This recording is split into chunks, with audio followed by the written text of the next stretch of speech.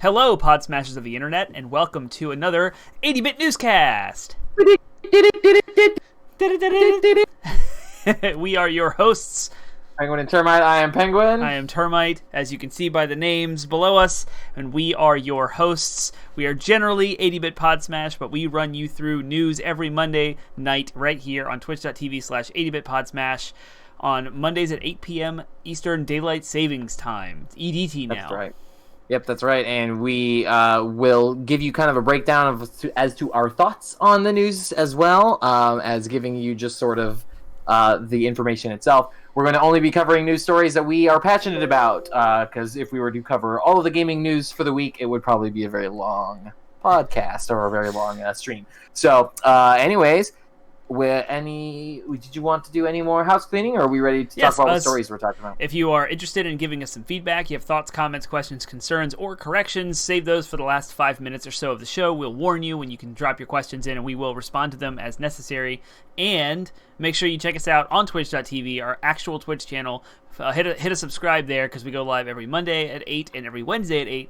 Wednesday night is our gameplay live stream, where we usually alternate between the two of us playing something we care about, something we want to show you, something we're digging. And also check out 80bitpodsmash.com. That's our landing website, where you have links to all of our podcast platforms, with our weekly show dropping every Monday at midnight, as well as all of the links necessary to our social media outlets, and most importantly, our Discord server.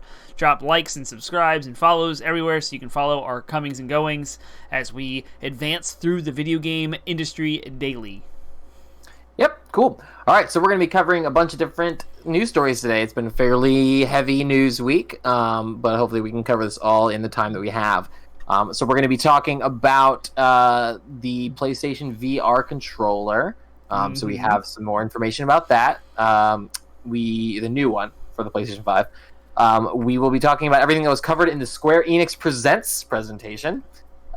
We will be talking about Sony's new play-at-home games that were revealed past Ratchet & Clank for the next couple months. We'll be talking about a new PlayStation Studio that was formed. We'll be talking about a purchase that PlayStation made, some more acquisitions. Lots of PlayStation news. Sony made. Yeah, exactly. It's like we're PlayStation players or something. How about that? We'll be talking about some updates to Xbox GamePass, and we'll be talking about the Avengers Next Generation patch and their roadmap that they revealed. And then our last story will be about some changes to Xbox Live. So we'll talk about that. Some pretty significant and yet also not that significant changes to Xbox Live. But we wanted to talk about it because it's hot off the press, it's brand new news. So, cool. So we're going to launch right into it and talk about the PSVR controller first.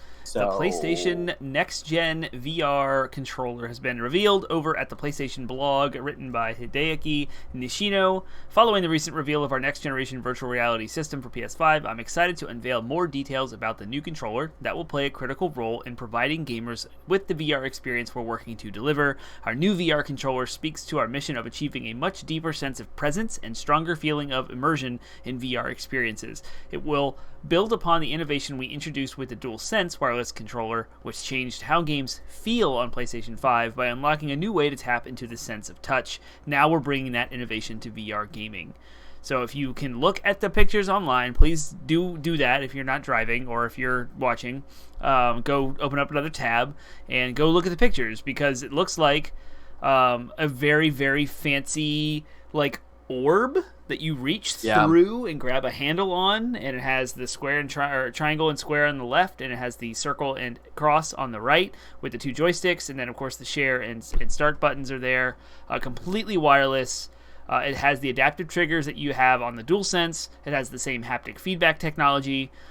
This is kind of a new thing that this blog list talks about, is a finger touch detection feature. The controller can detect your fingers without pressing in the areas where you place your thumb, index, or middle fingers. This enables you to make more natural gestures with your hands during gameplay.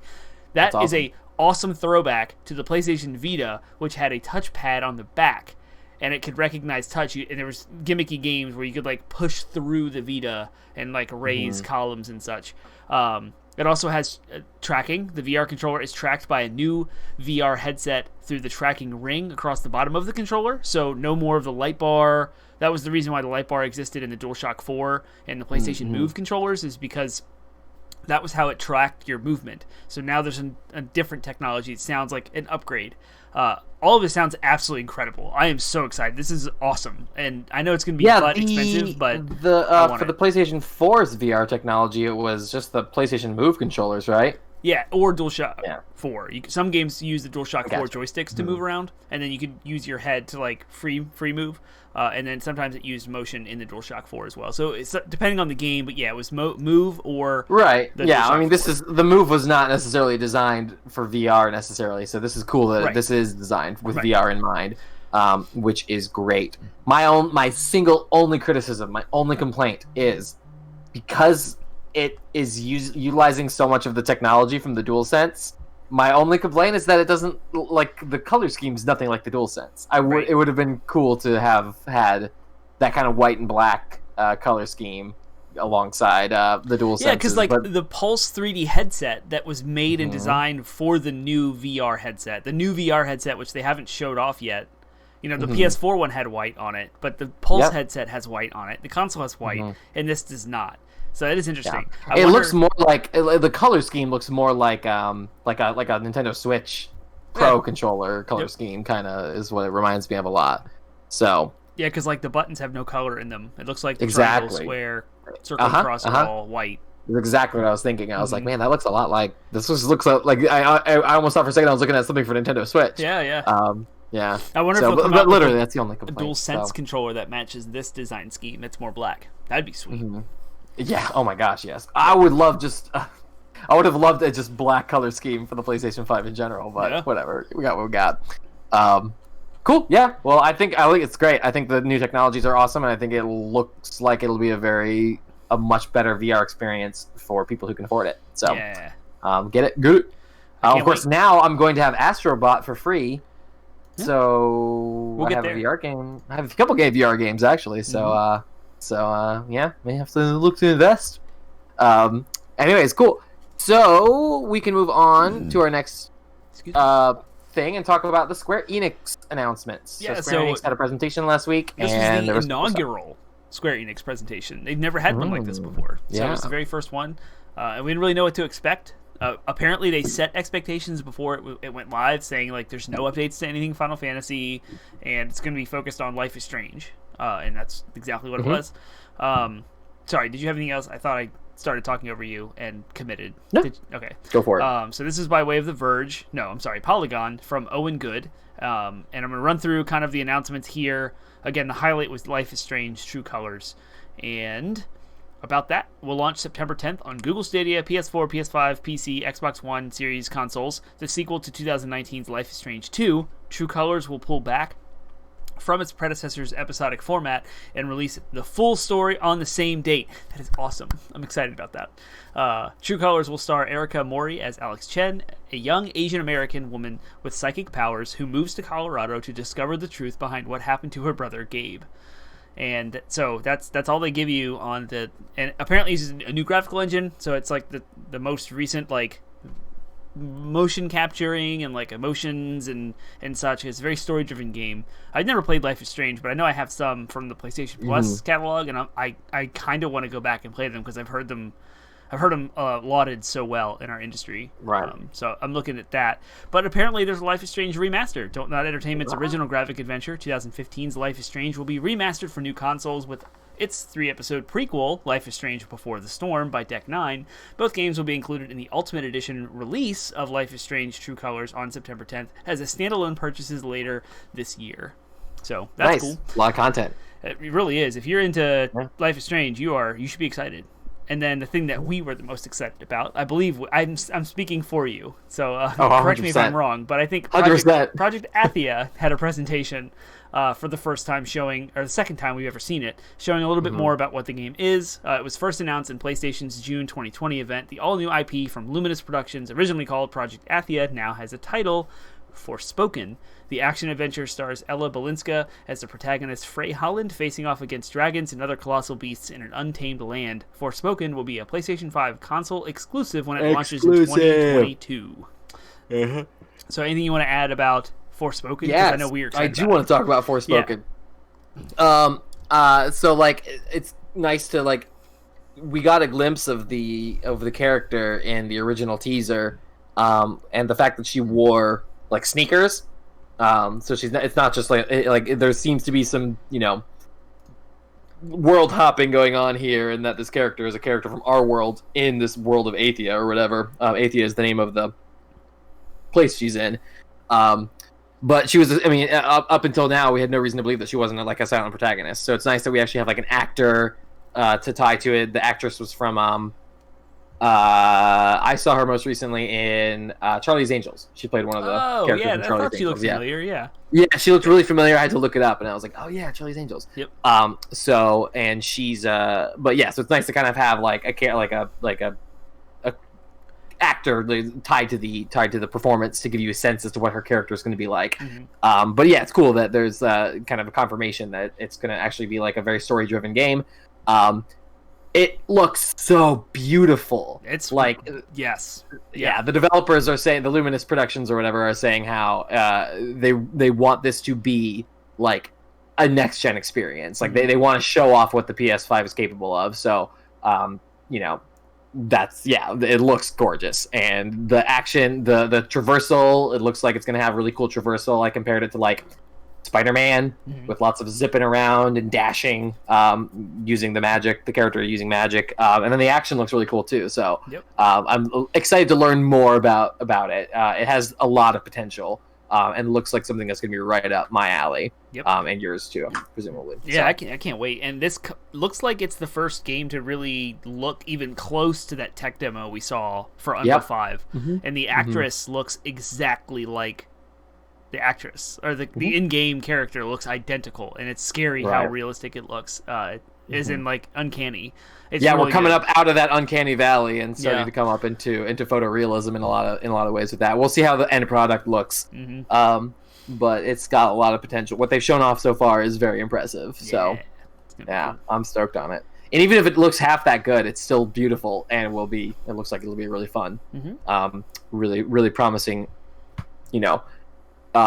Experience. And the fact that it's not going to be a cross-gen title also gives me hope that it'll be a really, really, impressive next-gen title. Yep. So, because we haven't really, we've talked about it on the podcast before, we haven't really seen next-gen yet. We haven't seen what next-gen's capable of, because everything's cross-gen right now. Right. Demon's Souls, Godfall, and Astrobot are the only three are the only ones, real exclusives on PlayStation 5 right now. Exactly. Yeah. So... Cool. All right, there was moving on. Outriders update. It looks like there was a new Outriders 101 trailer. Two trailers came out. There was an Outriders 101 detailing its story, and then a CGI story trailer called Appreciate Power. I didn't see those, but just more on Outriders. It's coming, reminding us that it's coming on April 1st for all the major platforms except the Switch. And then there was a Balan Wonderworld presentation, which is the 3D platformer coming from director Yuji Naka and artist Noato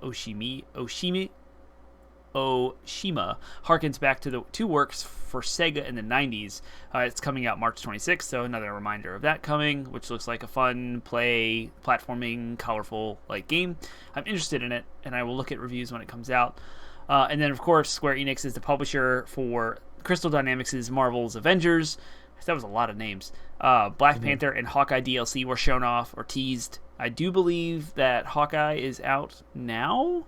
And then they teased the PlayStation 5 and Series X version, which launched the day of the presentation. And then after that, I don't know if this is in order or not. These are just running through the list of stuff that was announced. We're going to talk about Avengers later. Tomb Raider, the definitive Survivor trilogy, which is lumping all of the reboots together: the Rise of Tomb Raider, Shadow of Tomb Raider, and then the original Tomb Raider Definitive Survivor. Yeah, Tomb Raider 2013. Yep. Yeah, that one. I'm burpy from this water. So that's kind of cool if you want it all in one package. It's like $20. So that's pretty cool. There's a mobile game in the Just Cause world. Seems kind of random, but top-down action shooter will feature 4-player co-op missions, 30-player cooperative multiplayer, and action-packed story campaign in a free-to-play package. It does not have a launch date, but it'll sometime come out this year. So look out for that. And then Space Invaders AR Taito has a number of smaller games and adaptations in the works for 2021, but this adaptation of the 43-year-old shooter will put the aliens out in your surroundings through the magic of augmented reality on a phone. So I want to kill Space Invaders in the real world. Get them. I have a Space Invader. I have a little Space Invader toy somewhere Oh, around nice. in the background. Cool. We'll see if we can find it later. Anyways, there's an aside here about the Just Cause mobile game with the Final Fantasy mobile games. Mobile games are starting to look pretty ridiculous. Like the graphics fidelity is way talking about. Up. Yeah, I was gonna say I think we were talking about it in one of our episodes about mobile games, but we were saying how like as phones get better, and as that market continues to be really lucrative, it's inevitable that they're gonna get more and more focus by the AAA publishers and more focus in these spaces. Yep. So Mm-hmm. Anything else you want to add? I'm not surprised. Nope, I'm not either. Cool. All right, cool. Yeah, there will be other things we'll talk about with Avengers later. So let's move on for now. Yep. So some back to Sony's side of the world. Sony announced that they would allow, or they had previously announced they were going to be offering more games for the stay-at-home initiative, and the first one of those was Ratchet and Clank. They've announced more of those, what those titles are going to be. So the big ones are going to be Astrobot Rescue. Is that what it's called? Astrobot's Rescue Mission. Rescue Mission, it's a VR... But yeah. VR game, a predecessor to Astro's Playroom. And then the big one is Horizon Zero Dawn will be available for free, no strings attached, starting in April 19th. Incredible game, and it's going to be completely for free. Yeah, so in case you don't know what this is, Sony has a play at home, like hashtag play at home thing, like you said, initiative, where they're giving away games regardless of your PlayStation Plus account. So this is totally separate from that monthly drip of games that we get. Everyone can claim these on any platform and have them forever. Exactly. If you have a PlayStation and an internet connection, then you can download. And so they announced download these games. 9 titles, 4 PlayStation VR games, and 5 indie titles. And those 5 indie titles are Rez Infinite, Abzu, The Witness, go play The Witness, Enter the Gungeon, and Subnautica. And then the 4 VR titles, as you mentioned, Astrobot, Moss, Paper Beast, and Thumper. So go, even if you don't have a PSVR, even if you don't have a PlayStation 4, whatever, go create your PlayStation account and go claim those games. You'll have them forever. Right. And then Horizon Zero Dawn's coming after that in April. So lots of free games. And if you do that before before March 31st, you can even claim Ratchet and Clank, which was their giveaway for March. And then June is coming, and they're going to give away more. So we don't know what they're doing. Oh, really? They're doing more in June? Because they extended it to June. I hope they do a game that I don't already own. Well, all these indie games look awesome. I don't have half. That's true. Yeah, Enter the Gungeon is supposed to be really good. I've had lots of people tell me about Enter the Gungeon before, so I might have to give that one a shot. And as there's well. I'm going to put it on the wall. You can get a 90-day trial of Funimation instead of your normal 14-day trial if you've never had a Funimation account. So that's also... if you've never had a Funimation account? It's for new users only. Yeah, so you can get a new email address, I guess, but then you have to tie... I don't know how it works with PlayStation, because, like... I don't care. Yeah. I'll figure it out. Yeah, so go look into that and report back if you can get a free 90-day trial of Funimation on a burner email account. I'll watch all the anime. All of it. It's awesome. So that's very exciting. I mean, just it's a cool initiative by PlayStation to get free games. So the intent is to keep people home during the pandemic. So like play at home. It's like while you're stuck at home in quarantine, might as well play some games. Yeah, for sure. So cool. All right, awesome. So a couple more PlayStation stories. They have formed a new studio called Haven, and it's to make PlayStation 5 games. Is that how that works? Yes, it is introducing Haven, a new Montreal-based independent studio. This comes by way of the PlayStation blog, written by the CEO and founder of this new studio called Haven Entertainment Studios, Jade Raymond. It's been a strange and difficult past 12 months. The pandemic, social injustice, and job elimination have impacted many of my closest friends, family, and coworkers. All these factors, paired with the inability to see friends and family face-to-face, lulled me into a kind of self-reflective cocoon where I have had to ask myself some tough questions about what really matters. We all have been touched by that. I've been making games for a long time, over 25 years now. I've had the opportunity to lead the creation of 2 highly successful original IPs and build multiple teams and studios from the ground up. Some of these adventures have been more successful than I could have ever imagined, and others less so. Several people have asked me recently, after all these experiences, do you still want to be in the games industry? And an unwavering yes. Sorry, that's just context about some of where this person, Jade Raymond, is coming from. So today, announcing Haven, an independent studio where many of the talented game developers I have worked with for years and love dearly are coming together to do what we are most passionate about. It's time for us to refocus on games, in a place where we can practice our crafts without any barriers or impediments. We want to create worlds where players can escape, have fun, express themselves, and find community. We want to pour our passion into a project. We want to make something wondrous for people to experience, because we believe in the power of games to bring joy to people's lives. So does Penguin and Termite. And Sony does too. Their commitment to excellence is unmatched. It's why I couldn't be happier for their backing and support. So now we have a new studio, and I am going to quickly Google Jade Raymond and figure out the pedigree of the things that she has worked on. I'm interested. How does a new independent studio, is it a brand new independent studio that like Sony is just plugging, or is it like new studio is founded by Jade Sony Raymond, and that studio is working on an unannounced IP for PlayStation? I see. Okay, got it. Yep. So they're close ties, but they are still independent from. They're not a PlayStation studio. Yep. Got it. She has worked on Assassin's Creed, Metal Gear Solid 4, Assassin's Creed 2, Splinter Cell Blacklist, Watch Dogs, Far Cry 4, Star Wars Battlefront 2. And so that's across like EA, Ubisoft, Konami, Electronic Arts, so everywhere. Nice. Yep. Lots of different experience. So cool. Awesome. We'll see how they are when their game's coming out. You know what I mean? So that's kind of how that a new untested studio is new and untested until they're not. So exactly. So cool. All right. In more PlayStation news, Sony purchases EVO, the fighting games tournament championship grassroots organization, has now been purchased by Sony, and they own it. So let's talk about that. So, this comes by way of IGN from, who's the writer? Matt Kim. Sony has announced that it has acquired the Evolution Championship Series, better known as EVO, the world's largest fighting game tournament. Sony Interactive Entertainment and RTS, an esports venture from Endeavor, have acquired the, quote, assets and properties of the EVO series. The purchase means future EVO events are effectively Sony PlayStation events in partnership with RTS. EVO co-founders Tony and Tom Cannon will remain at EVO as key advisors, and Sony took the opportunity to announce the 2021 dates for EVO Online, which will happen in August 6th through 8th and 13th through 15th, and then the list of games is also announced. As for other games, EVO business developer Mark Julio says EVO is still open to all platforms, and that PlayStation and RTS are allowing Julio's team to work with its community to support fighting games as a whole, though this doesn't concretely answer whether games from first-party developers like Nintendo's Smash Bros. Will appear at future events. But there was an update, and the update that IGN provided was that Nintendo is quoted saying, Nintendo has enjoyed engaging with fans at past EVO tournaments and wished to show organizers the best in their new venture. We will continue to assess EVO and other opportunities as we plan for future online and offline Super Smash Bros. Tournament activity.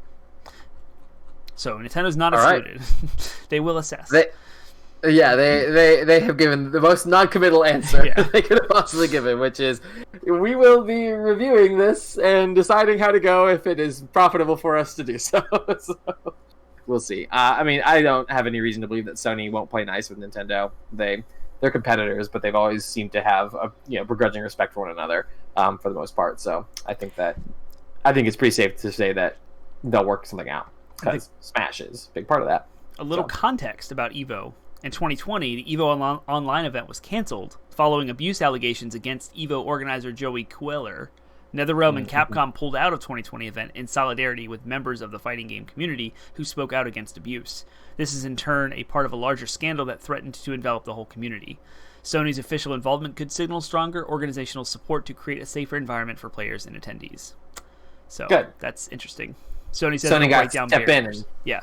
Step in, flex their stuff, and be like, we're using our money for good. Yeah, hopefully. Drain the swamp, kick out the snakes. Yes. So, in an actual way. Yes, of course. We're actually going to drain the swamp instead of just saying actually draining the swamp. Yeah. Cool. All right, so moving along, Xbox Game Pass update. Bethesda's editions, as well as promised frames per second boost for 5 of them. So, basically, Microsoft, on Microsoft's side of the pond, they're starting to flex their acquisition of Bethesda, and they're making, 20-something games? It's 20. Available? Mm-hmm. Yep. Mm-hmm. Yeah, so they had a live like sit down chat stream where when Microsoft finalized the Bethesda acquisition, because it had been done and announced like months ago, but it was finalized this month in March. And we would have talked about the story last week, but I was on vacation, so we took a beach spring break, and we didn't have a news show. So I wanted to talk about it here and talk about the 20 offerings. Dishonored 1 and 2, Doom 2, Doom 64, Doom 3, Doom Eternal. Weirdly, Doom 2016's not here. Anyway, Fallout New Vegas from the 360, Fallout 4, Fallout 76. Then we have Prey, Rage 2. Then we have Elder Scrolls Morrowind, Oblivion, and Skyrim. So that's an Xbox original, a 360, and a 360 / well, it's the Xbox One remaster. And then the Elder Scrolls Online is also there. And then we have The Evil Within, Wolfenstein, A New Order, Wolfenstein Old Blood, and then Wolfenstein Youngblood. Sorry, A New Order, Old Blood, and Youngblood. All 3 Wolfensteins there. So excluding Wolfenstein 2. But yeah, so that's a crazy, ridiculously good, appealing list of games that you get for, quote, free when you have a GamePass subscription with your Xbox. And at no additional cost. Right, no additional cost. You can just jump in and play them with your subscription fee. In addition to that, this was actually newer news that was covered after that. 5 of those titles are now going to get what they call a FPS boost. And in the menu of your Series X or S, you can go to compatibility by hitting like options, and you can turn on FPS boost. And the games that will support that out of this 20 are Dishonored Definitive Edition, Elder Scrolls V, Skyrim, Fallout 4, Fallout 76, and Prey. And so you can enable FPS boost on those, and you'll enjoy 60 frames per second. Woo, man, backwards Xbox. Compatible. Yep. Just gotta say, that's a huge draw. Like, a lot of this is very attractive, what Microsoft is doing with, again, the features here that are just being touted. The FPS boost is an awesome thing, is an incredible little piece of technology that they've included. Yep. And something that PlayStation has nowhere near that kind of, I shouldn't say that it doesn't have the capability, but they have not. There's nothing on PlayStation like that for older titles. Bloodborne. Yeah, and like all these games, like the backwards compatible stuff, I fired up Morrowind, which is an original Xbox One title, and it's in 4K. Yeah. It looks clean and sharp. It's up-res, just like the Star Wars Knights of the Old Republic. It's what they have, that whole like smart delivery system where you just play it, you get the best version of the game based on the console you're playing on, and you have all of that wrapped into this frames per second boost. You don't have to wait for a next gen patch. There's no complicated save transfer things. Like, you just fire up the game and it works, and it's very simple, and you get the most gorgeous options you can. And the frames per second boost is up to you. Some of those games get turned down their resolution to get to 60 frames per second. Sure. So that happens. It's like a little bit of a trade-off. And Digital Foundry has a wonderful video detailing all of that stuff. So go check it out. But yeah, this is Xbox Game Pass, man. It's just getting sweeter and sweeter, isn't it? Oh, yeah. Yeah. No, it's The $35 a month that I'm paying for the All Access with my Series X and my Game Pass Ultimate has paid for itself like tenfold already. Just like, I play so many fun things and just jump in and out of stuff. No commitment. It's awesome. Have so much to play. Yeah. I have enough to play already. More than enough to play already with my PlayStation. That like it's such a tempting offer, but I keep coming back to this idea that like when would I play these games? When would I have time to do this stuff? Yep. I don't know. So it's awesome though. It really is an incredible deal for gaming. So people, people on the Xbox side ecosystem and people on the Sony ecosystem just have a lot going for them right now. It's great.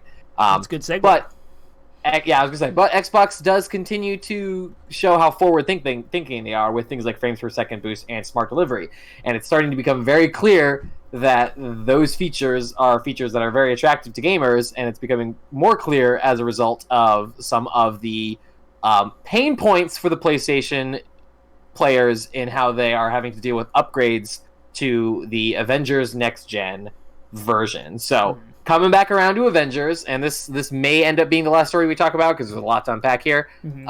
So if you have thoughts, then feel free to jump in. And if we have to push our last story to next week, we can. So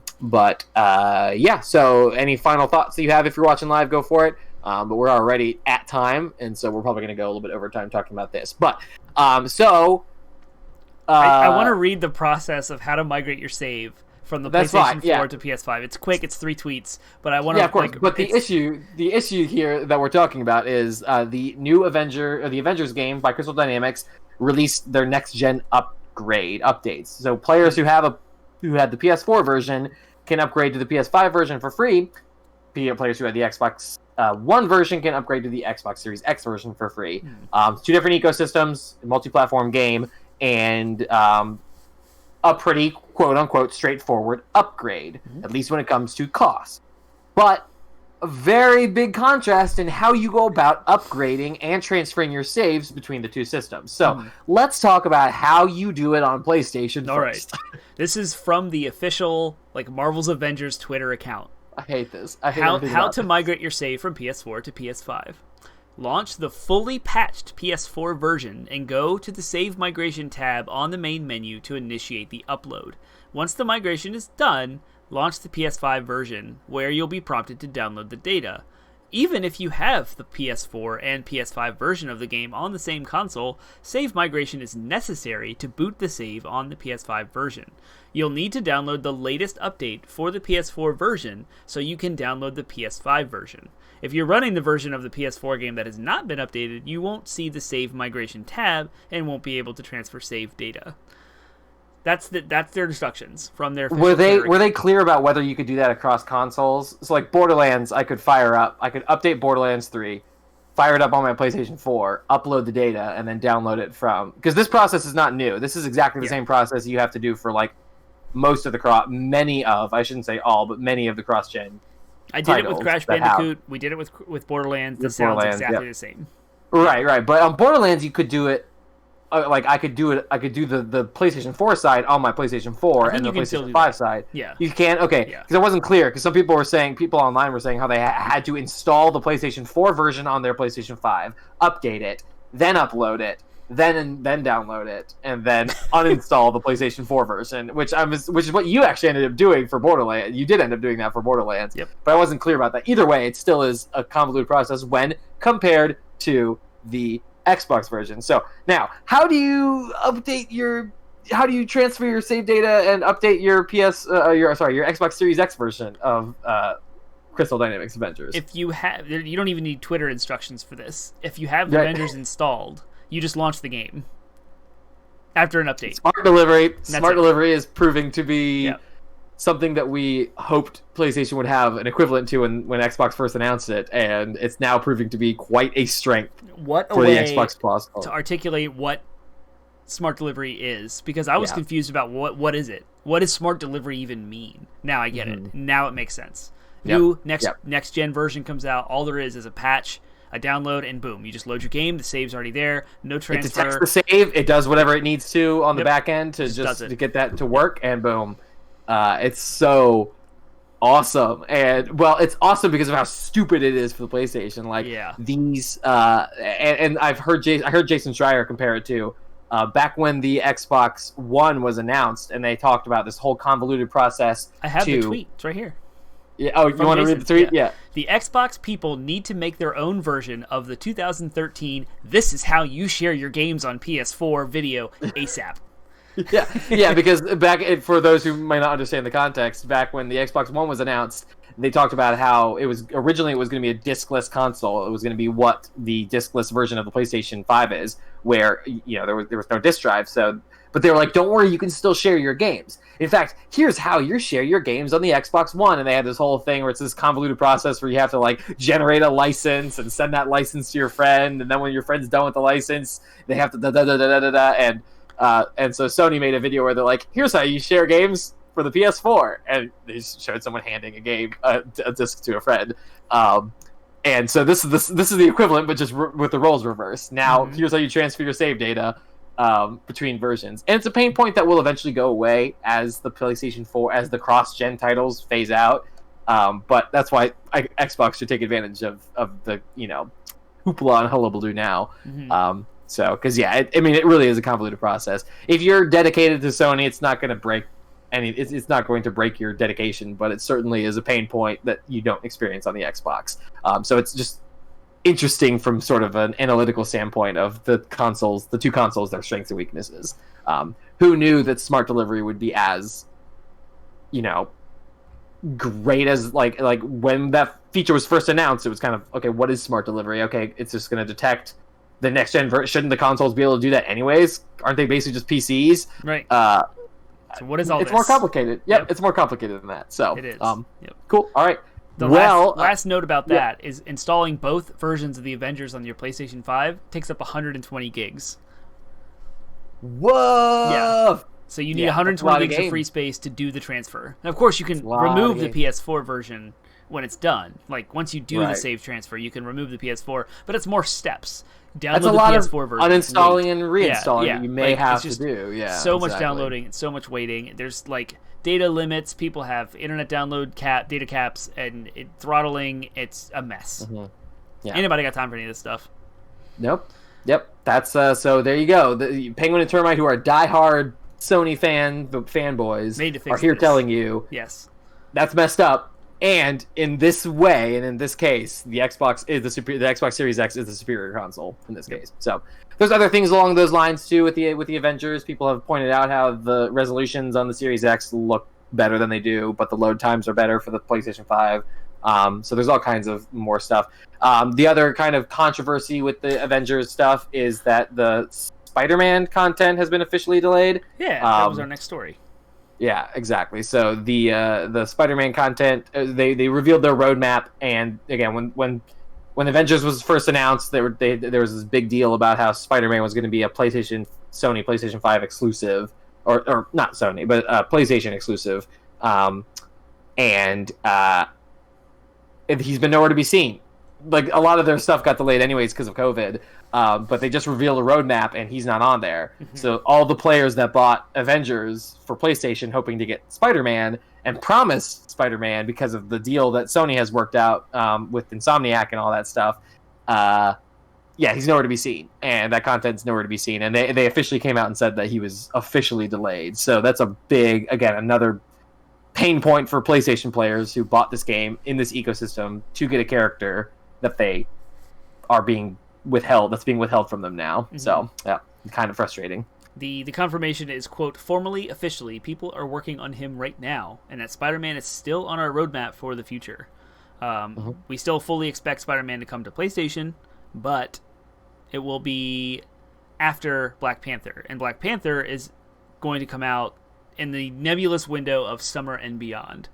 Mm-hmm. So Spider-Man will be after that sometime. So who knows? Wonderful. Yeah, exactly. So lots of, again, delays continue to affect the industry, but in this case, it's directly affecting purchasing decisions that people made. And not a good look for either Square Enix or Sony at this point. So, cool. All right. Well, wish we could get to the Xbox Live news. We'll have to push that till next week. Mm-hmm. Thank you, T-Bone, for the comment of Sony fix your ish. Because, for real. For real. Fix your issues.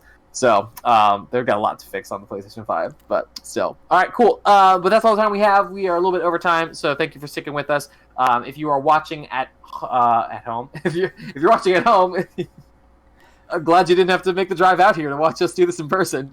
But if you were watching later on YouTube, then again, hit the subscribe button on YouTube so you can get more of our content as we go live. And considering hopping over to twitch.tv, if you're like, oh man, I wish I could have watched this live so I could have yelled at them for how wrong they were on all this stuff, then you can go over to twitch.tv/80bitpodsmash and hit the subscribe button there so that you know when we're going live and you can harass us in person live or whatever online on chat live. So the point is you could be right here right now harassing us. Yes, you can. Also, head on over to 80bitpodsmash.com. That's our landing website with links to our podcast and all of our podcast platforms and our social media outlets, as well as our Discord server. So jump in and interact with our community and give us your thoughts, comments, questions, concerns, and ideas through those outlets as well.